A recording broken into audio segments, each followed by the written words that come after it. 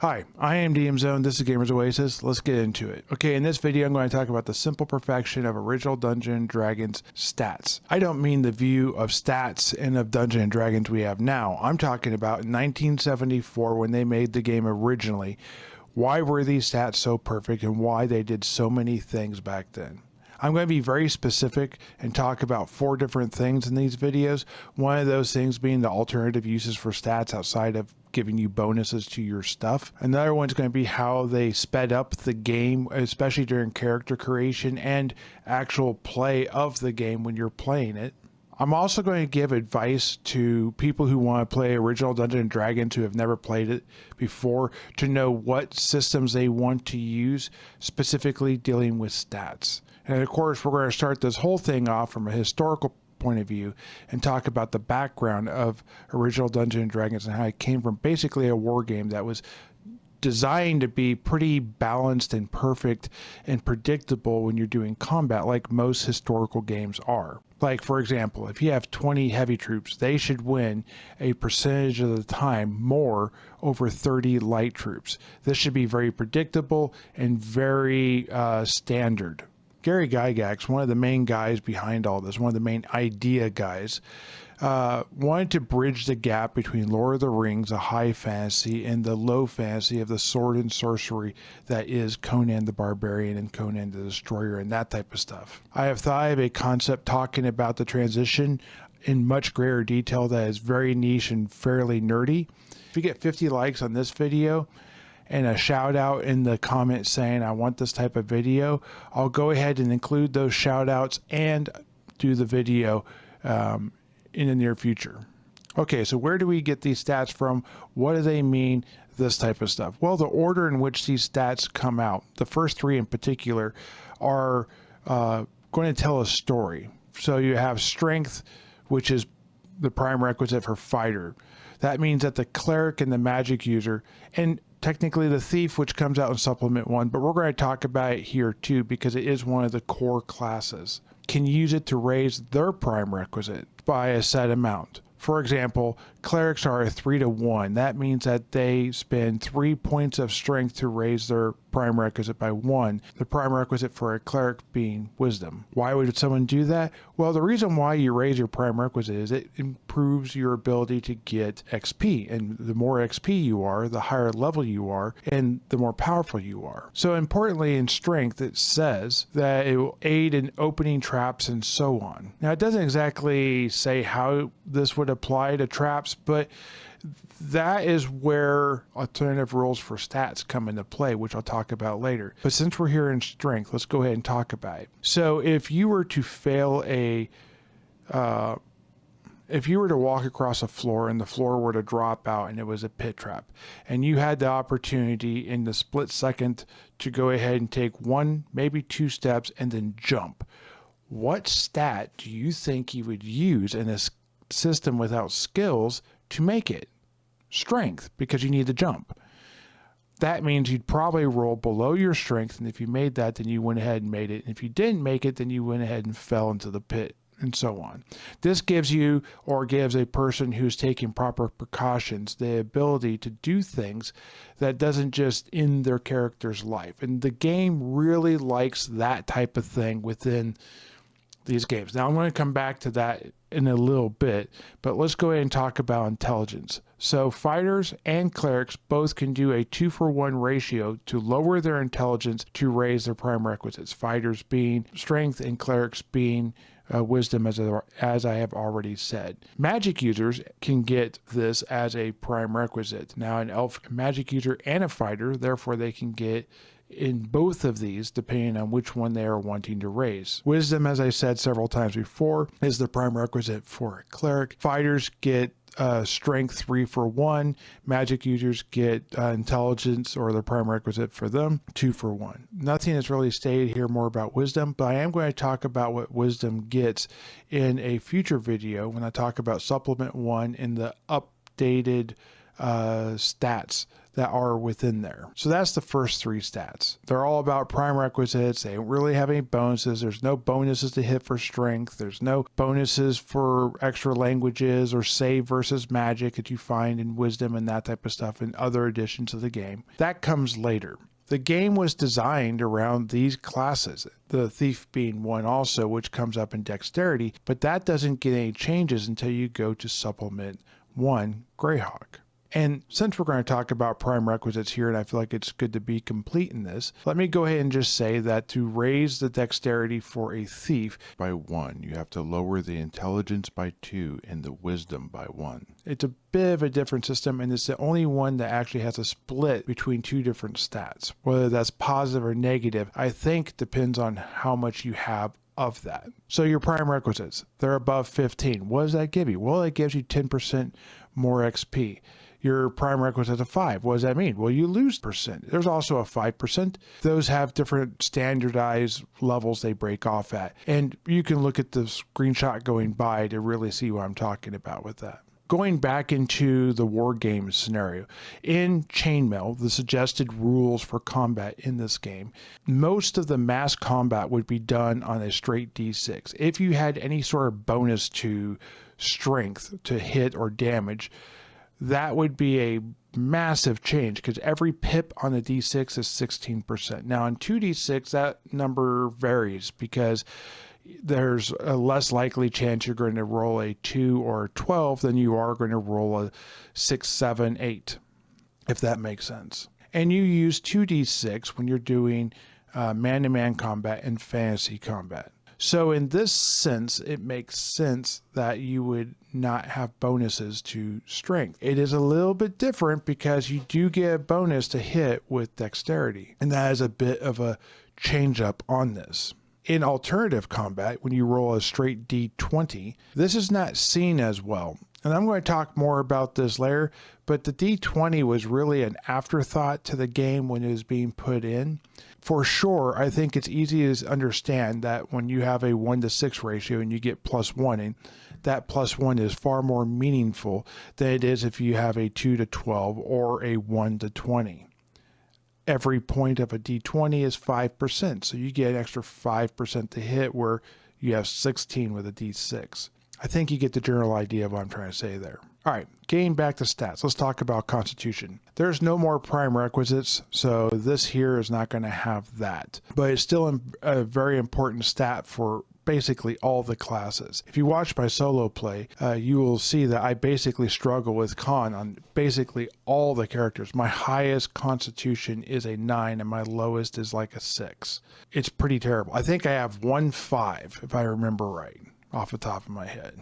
This language gets a little bit cryptic when it starts to talk about the influence of Constitution, where it says that whether a character can withstand being paralyzed or turned to stone, and etc. What that etc. is, we don't exactly know. We don't necessarily know what happens if you do get turned to stone and you haven't made your save. I'll have a slide going by so you can see what those changes are there.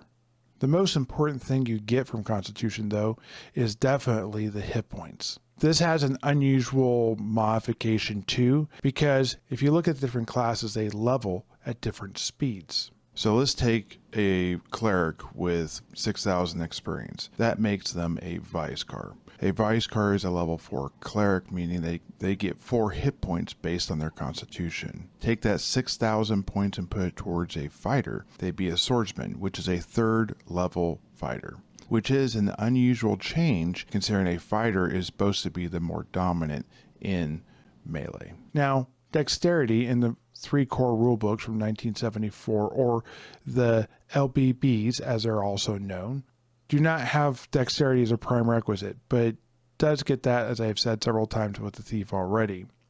The only thing it does really get is it gets a +1 to hit with range attacks, or a -1 if you have a low dexterity, and it talks about being faster like an initiative. But since original Dungeons & Dragons didn't really use initiative, this was a little bit confusing. Some people believe that it affects the weapon class of a weapon, but just because you go faster doesn't necessarily make it better.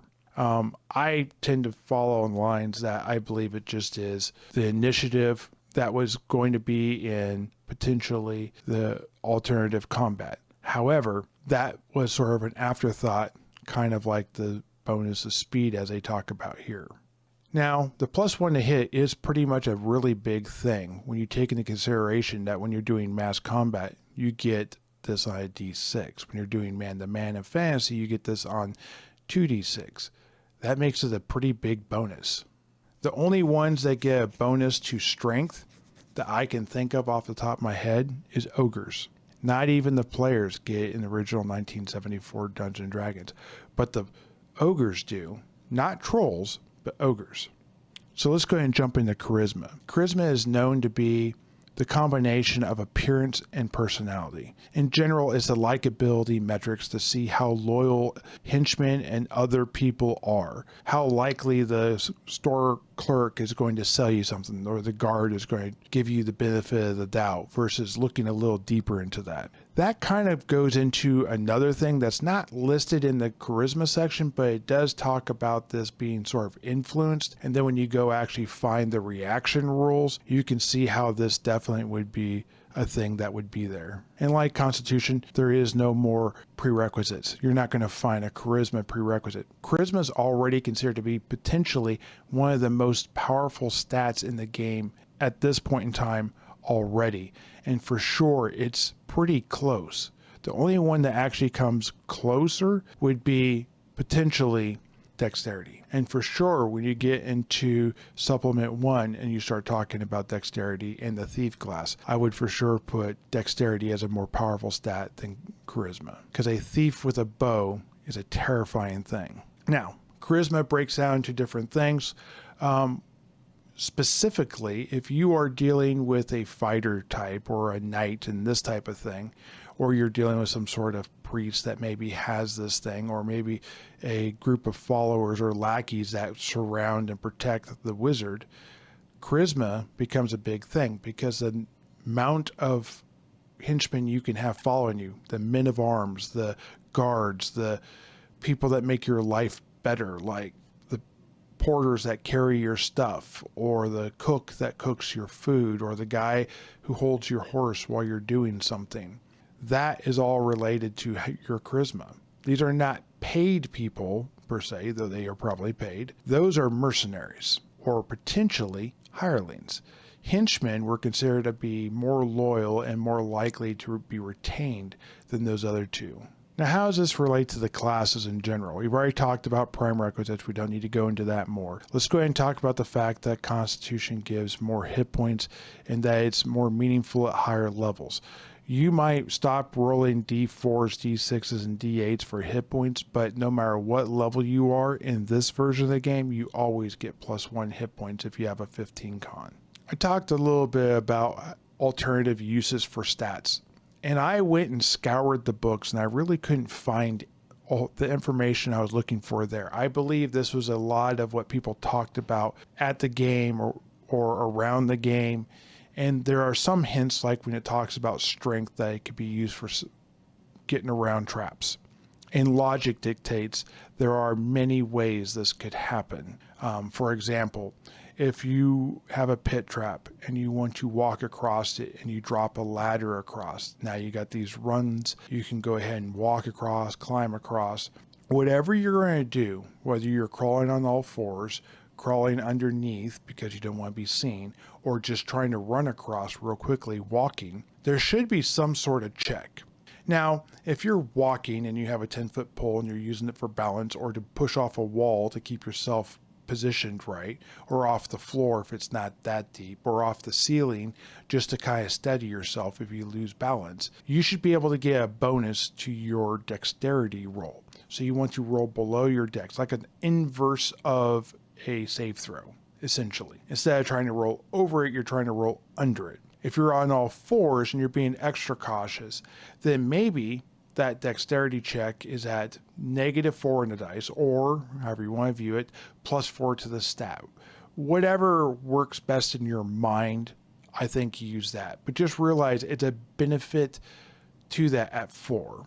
Now, let's say the ladder is wet, covered in Greek fire. has oil line. Maybe it's been damaged and there's a slime that's been eaten at it, or maybe you are covered in oil or slime because you just got a gelatinous cube or something, or maybe you're a little groggy or drunk, or maybe you're trying to do it with great speed. Then maybe you take negatives while you're doing this. Maybe you're trying to be super quiet and you're moving so slow, or you're trying to hide underneath the ladder and just go across the bottom.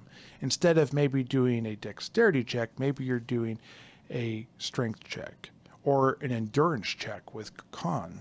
I could see all of these things being a thing. I could see someone holding a position, like holding their crossbow or their bow for extended periods of time. And the referee says, you've been holding your bow waiting for this person to present the exact right shot for 4 rounds of combat. That is 24 seconds. Go ahead and roll me a constitution check. Okay, you failed. You're now, when you shoot, are going to be at -1 because you're shaking.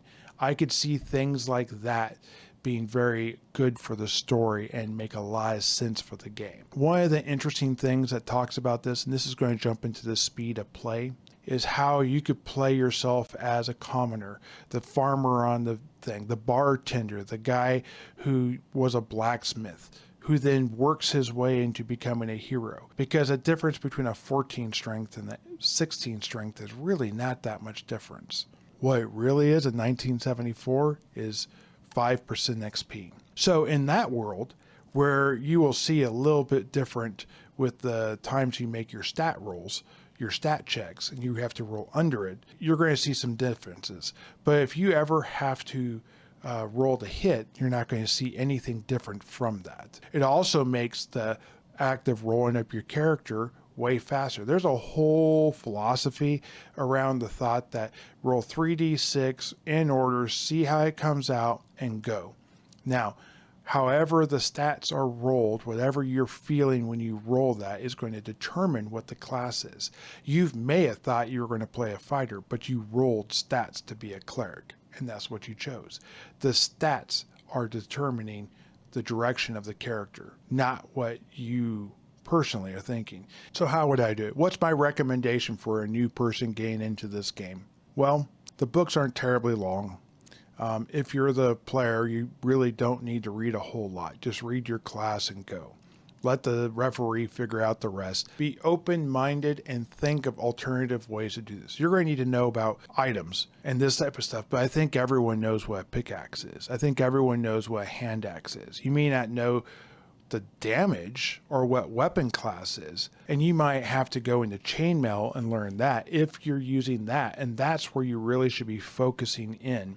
And if you're playing in 1974 rules, I recommend using the chainmail rules for combat, because there is a beauty to the man-to-man combat, especially when you're doing weapon class and you throw in things like the ability to parry multiple attacks.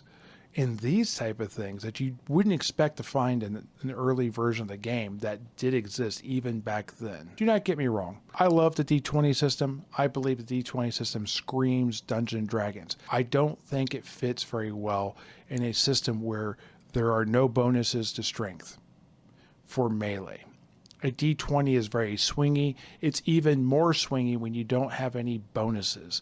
When you just have the flat D20 roll plus maybe magic and maybe a spell, it's a very swingy game.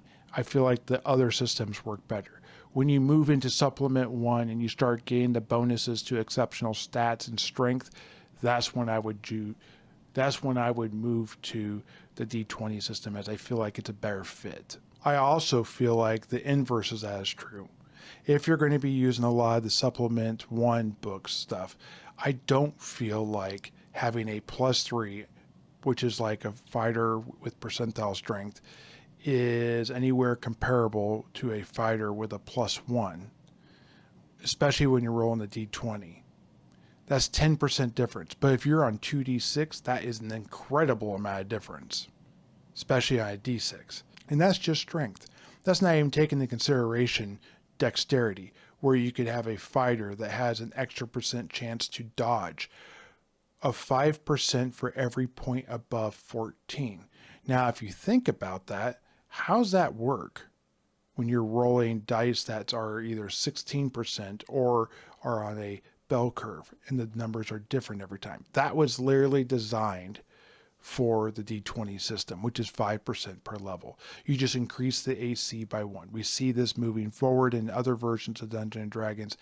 I don't feel like that fits in the 1974. I do feel like that fits in Supplement 1 and move and forward. Anyways, guys, what do you think? Did I get this right? Did I get this wrong? Did I answer all the questions? Can we get 50 likes for this video so I can talk about something that's super nerdy and not talked about probably in anyone else's videos? I do a lot of videos like that. This even goes farther into that. So if you want to see that video, go ahead and let me know down below. And I hope you guys have a great day. See you guys in the next video and keep rolling those dice. Bye.